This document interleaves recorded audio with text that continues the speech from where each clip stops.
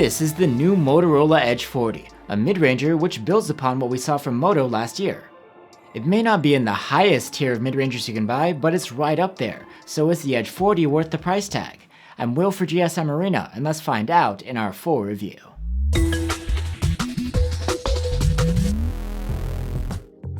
By name, the Moto Edge 40 is the successor to last year's Moto Edge 30, but it's actually quite different.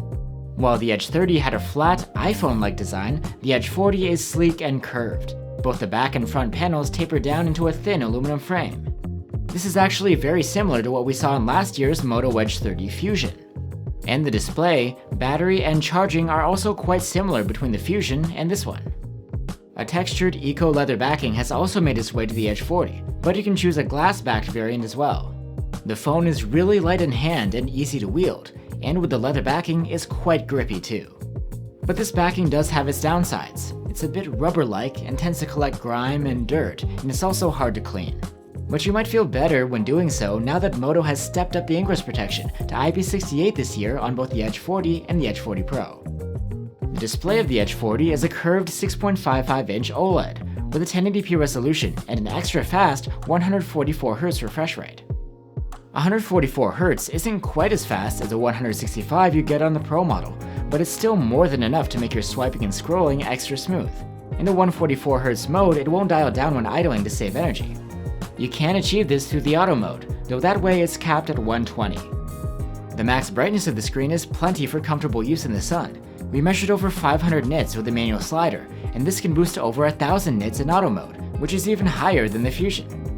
The display overall looks great, with nice contrast thanks to the OLED tech, and the color accuracy can be good depending on your color settings. There's support for HDR10+ video here, but you're missing the Dolby Vision that you'd get on the Pro.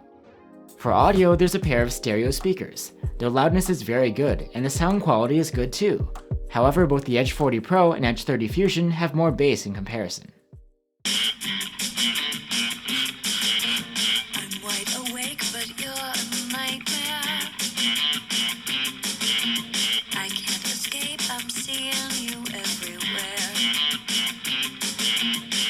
You can wake up and unlock the Edge 40 with an under-display fingerprint reader. It's responsive, but we wish the placement was a bit higher up.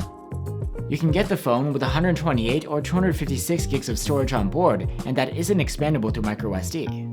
And the interface of the Edge is a near-stock Android 13, with a handful of custom Moto features on top. These features can be found organized within the Moto app. They include things like customization options, gestures, the peak display, and the game time utility.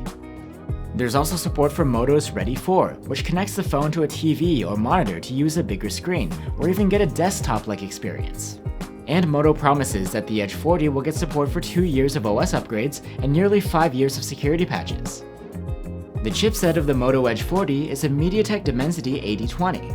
It isn't flagship-grade silicon like you'd find on the Edge 40 Pro or even the Edge 30 Fusion, but it still provides good performance in benchmarks, earning better scores than most of the mid-range competition.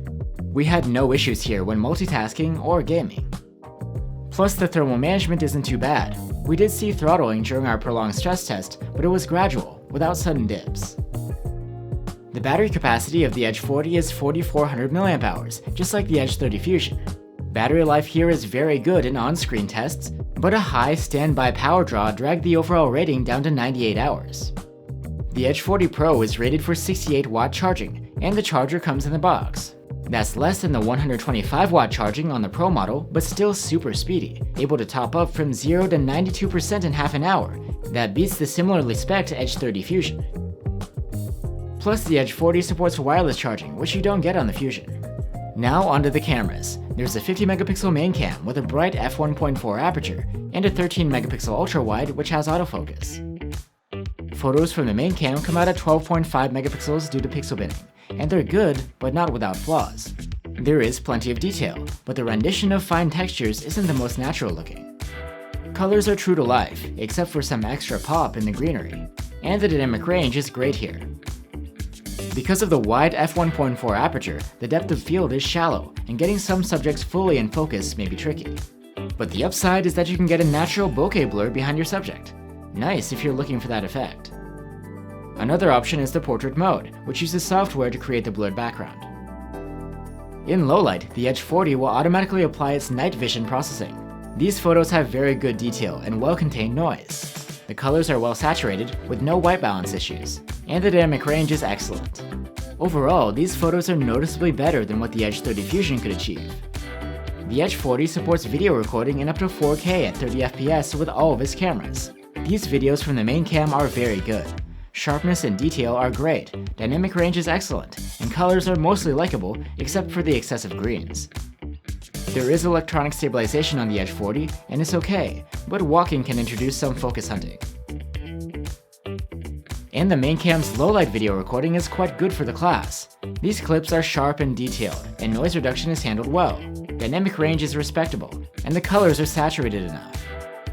On to the Ultrawide, which actually appears to be a downgrade from the 50-megapixel one that was on the Edge 30. But even in these difficult cloudy scenes, these 13-megapixel photos aren't bad. They could be brighter, but there's solid detail, mostly likable colors, and good dynamic range. You can use the Ultrawide to take macro close-ups as well, since it has autofocus. The results are pretty decent overall, the detail is good, and the colors are nice and vivid. In low light scenarios, you again automatically get night vision processing kicking in. These shots have okay detail, saturated colors, and generally accurate white balance. For some reason, dark shadows and skies come out bluish though. 4K video from the Ultrawide has an okay level of detail and nicely wide dynamic range. The color rendition of the grass and trees is a little toned down here compared to the main cam. And finally, here are some selfies, taken with the 32-megapixel front-facing cam. They come out at 8 megapixels by default, and they are excellent, with great detail, lifelike skin tones, and wide dynamic range. All we're missing is autofocus, like we saw on the Edge 30 Fusion. So that's the Moto Edge 40. It's a pretty compelling package overall. The display is smooth and bright, the chipset is competitive, and the cameras are solid too. And while the display, battery, and fast charging may seem borrowed from the Edge 30 Fusion, they've all been improved here. Plus, you also get 256 gigs of base storage in most markets, and IP68 waterproofing and wireless charging on top of that. And since the two phones are priced close to one another, getting this one instead of the Edge 30 Fusion does make sense. The Edge 40 isn't cheap. Right now its price tag is higher than many of its competitors, but as soon as that settles down to more reasonable levels, this will be a premium mid-ranger to be reckoned with. Thanks for watching, guys. If you're looking for alternatives to the Edge 40, one option could be the Samsung Galaxy A54, or you could consider the Google Pixel 7a. Let us know what you think, and I'll see you on the next one.